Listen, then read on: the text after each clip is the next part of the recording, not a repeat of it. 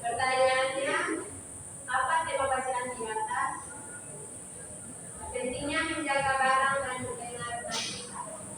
Yang kedua, siapa tokoh utama dalam cerita? Raffi.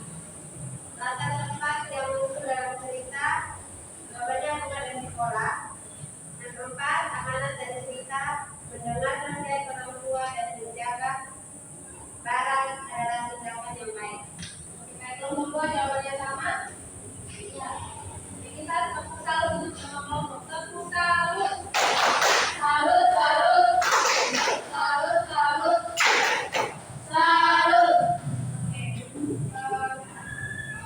Untuk menilai bagaimana kemampuan anak-anak memahami materi tentang linguistik, di sini ibu punya 3 nomor. Jadi di sini siapa yang cepat menjawab itu akan kasih permen. Wow, baik kok. Anak-anak yang ibu kalau ya. Semuanya sudah siap? Sudah. Sudah ibu. Soal yang pertama, tokoh utama dalam sebuah cerita adalah, ayo, siapa ya? Oke, Ali yang duluan. Tokoh yang paling banyak diceritakan. Kita lihat jawabannya. Ya, kita kasih tepuk tangan buat Ali. Tepuk tangan. Salut, salut. Salut, salut. Salut. Ali sudah menjawab dengan benar. Ada dapat permen. Oke, kita lanjut ke soal nomor 2. Latar tempat adalah, oke, lokasinya tempat yang terjadinya peristiwa dalam cerita. Ya, betul. Kita kasih tepuk tangan untuk berkelompok. Tepuk tangan. Kasih W, kasih O, kasih W. Wow. Kasih ibu.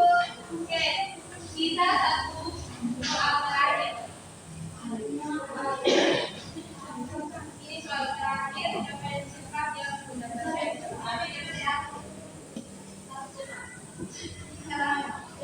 Pesan motor ini dari. Oke, oke, kita lihat jawabannya. Ya, kita kasih tepuk pintar untuk kalian. Tepuk pintar.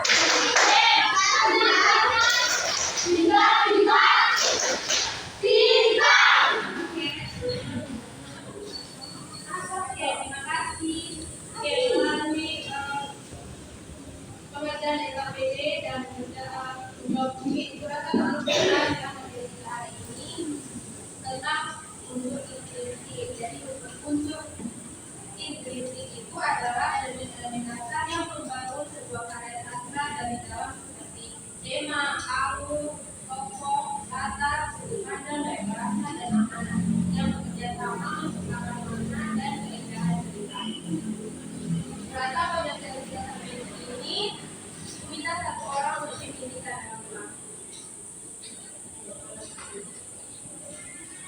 dalam kelas.